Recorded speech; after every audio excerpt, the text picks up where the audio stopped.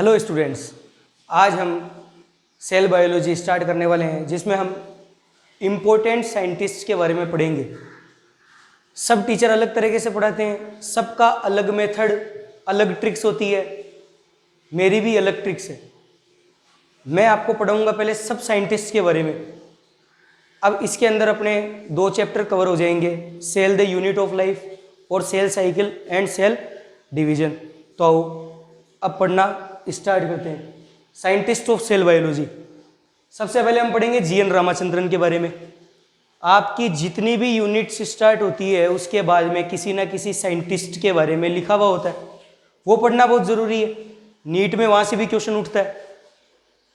तो हम पढ़ते हैं जीएन रामाचंद्रन। अब इन्होंने क्या किया, discovery of the triple helical structure of collagen. ठीक है, इसके बाद में अब हम पढ़ेंगे लाइनस पाउलिंग के बारे में भी जीएन रामाचंद्रन के साथ में लिखा हुआ है। जब ये कैम्ब्रिज यूनिवर्सिटी के अंदर लाइनस पाउलिंग से मिले थे जीएन रामाचंद्रन, 1949 के अंदर इन्होंने कैम्ब्रिज यूनिवर्सिटी से डिग्री ली थी। तब इनके फ्रेंड थे लाइनस पाउलिंग। अब लाइनस पाउलिंग ने क्या बताया, model of the alpha helix and beta sheet. Alpha helix और बीटा शीट का इन्होंने मॉडल बनाया। इसके बाद में हम पढ़ेंगे रॉबर्ट हुक, सबसे इंपॉर्टेंट साइंटिस्ट। यदि ये नहीं होते तो आज हमें ये पढ़ना ही नहीं पड़ता। इन्होंने आके सबकी 12 बजाई, पूरा तबाही मचा दी। तो इन्होंने क्या बताया कि discovery of dead cell. Discovery इन्होंने किसकी की, डेड सेल की डिस्कवरी की। और डिस्कवरी की किसमें, थिन लेयर ऑफ कॉर्क में। इसके बाद में हम पढ़ेंगे एंटन वॉन ल्यूवेनहॉक।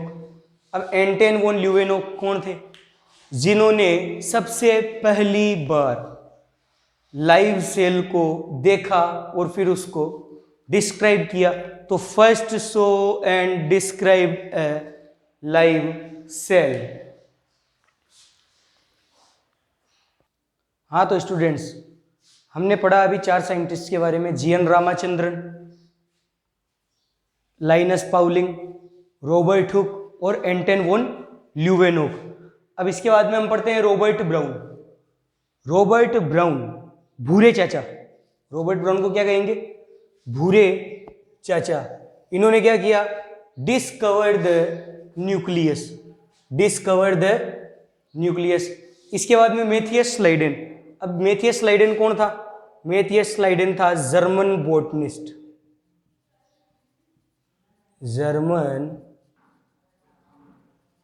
बोटेनिस्ट। इन्होंने क्या किया, observe that all plants are composed of different kinds of cells. इन्होंने ये ऑब्जर्व किया कि जितने भी प्लांट्स होते हैं सब डिफरेंट काइंड्स ऑफ सेल से कंपोज्ड होते हैं। और कंपोज्ड होने के बाद में क्या बनाते हैं, टिश्यू, प्लांट का टिश्यू। हमारे को सबको पता है कि जितनी भी सेल्स होती है, सेल्स एक साथ मिलके, कई सारी सेल्स मिलके क्या बनाती है, टिश्यू।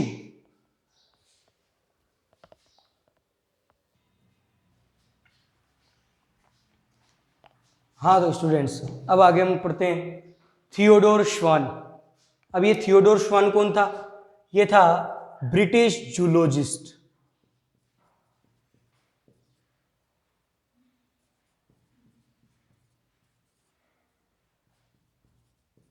अब याद कैसे रखें भैया, तो याद करने के लिए बन तो तुम गए सब के सब अंग्रेज, पर हिंदी ही काम आएगी।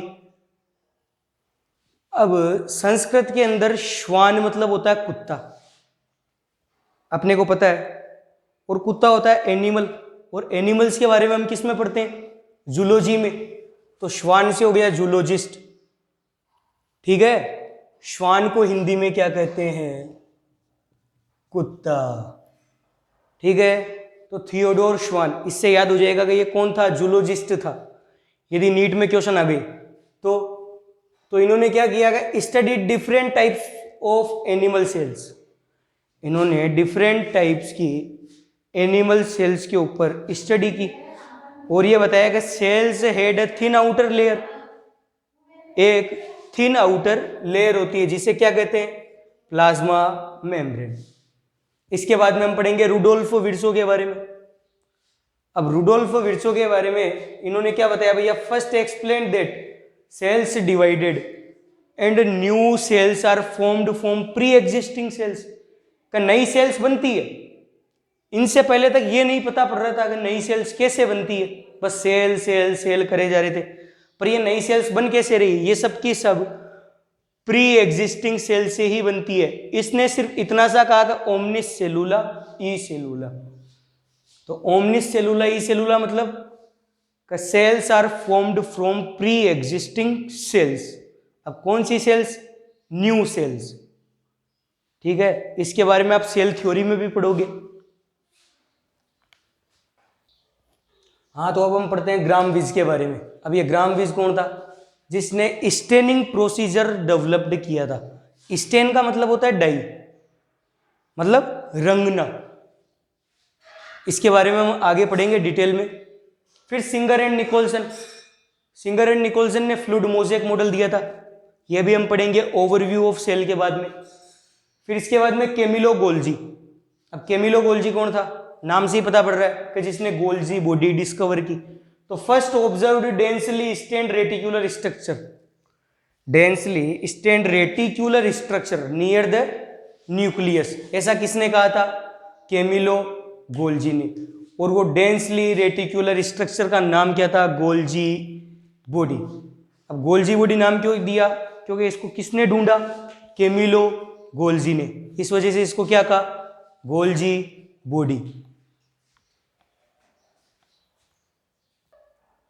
हाँ तो स्टूडेंट्स, अब है जॉर्ज पेलेड। अब ये जॉर्ज पेलेड कौन था, जिसने राइबोसोम्स ढूंढे थे। अब राइबोसोम्स किससे ढूंढे, इलेक्ट्रॉन माइक्रोस्कोप से ढूंढे, जो ग्रेन्युलर स्ट्रक्चर थी। तो first observed ribosomes by electron microscope as granular structure of dense particles. Last scientist Flemming. अब फ्लेमिंग ने क्या किया, क्रोमेटिन डिस्कवर्ड द क्रोमेटिन। अब क्रोमेटिन क्या है, न्यूक्लियस का मटेरियल होता है जिसको रंग सकते हैं। तो लिखा हुआ है chromatin material of the nucleus stand by the basic dyes, stand by the basic dyes. तो अब ये सारे साइंटिस्ट के बारे में हम पढ़ चुके हैं। आगे पढ़ेंगे एन ओवरव्यू ऑफ सेल। अब हम पढ़ेंगे an overview of cell. An overview of cell के अंदर हम क्या पढ़ेंगे, सेल्स कंटेंट के बारे में। अब सेल का कंटेंट क्या क्या होता है, एक तो होता है साइटोप्लाज्म, जिसमें सारे के सारे सेल ऑर्गेनल्स होते हैं, और दूसरा क्या होता है, राइबोसोम्स, ठीक है। इसके बारे में फिर हम पढ़ते हैं इसके अंदर मेम्ब्रेन बाउंड और non membrane bound structure. Non membrane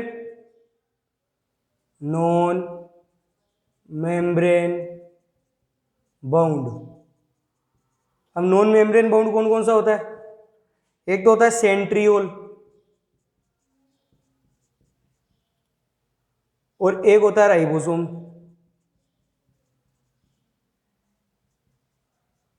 centriole present in centrosome,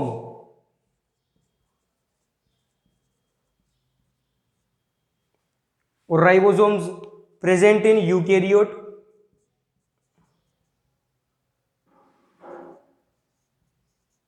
and prokaryotic cell, दोनों में ही प्रेजेंट होता है। यूकेरियोटिक सेल में भी राइबोसोम होता है और प्रोकैरियोटिक सेल में भी राइबोसोम होता है। इसके बाद में हम पढ़ेंगे membrane bound structures.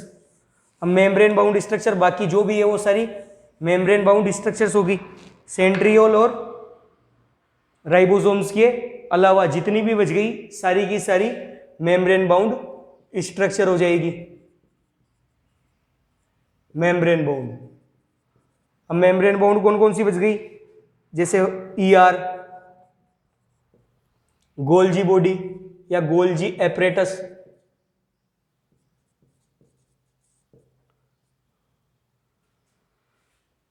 Chloroplast, mitochondria,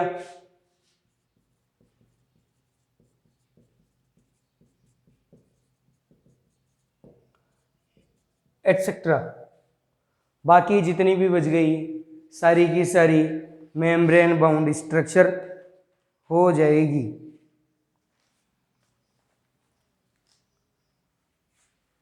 ठीक है,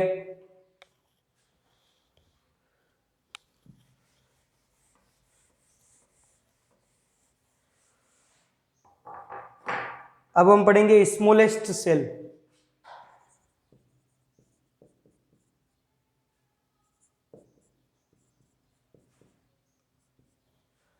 ये होती है माइकोप्लाज्म।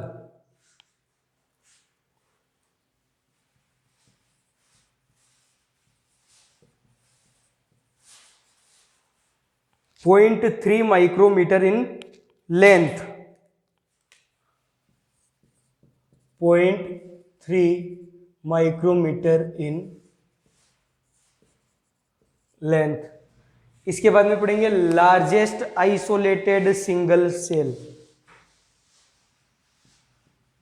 लार्जेस्ट आइसोलेटेड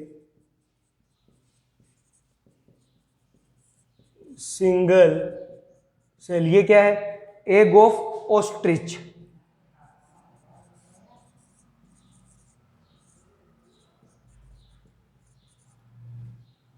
इसके बाद में longest cell,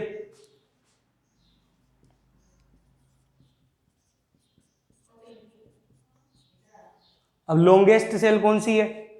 nerve cell. Example इसका क्या है? Nerve cell. Size of bacteria,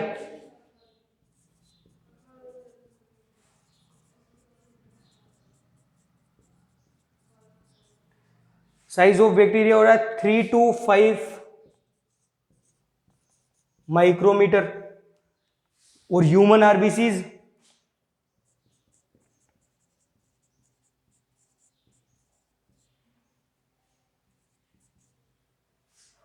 7.0 micrometre in diameter.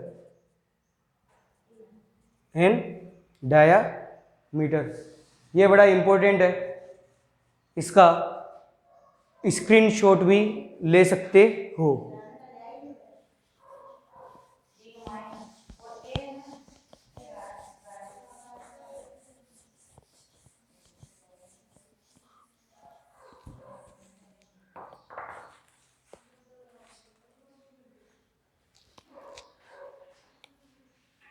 अब इसके बाद में पढ़ेंगे शेप ऑफ बैक्टीरिया।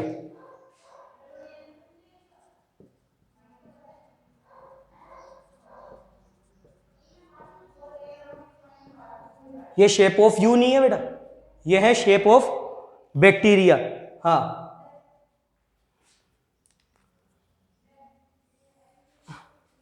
बेसिलस,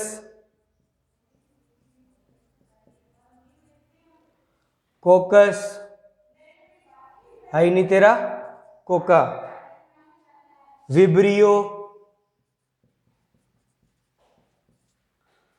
और स्प्रिलियम।